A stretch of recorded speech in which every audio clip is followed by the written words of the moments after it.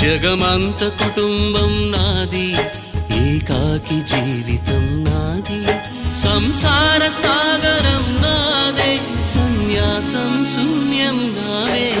జగమంత కుటుంబం నాది, ఏకాకి జీవితం నాది.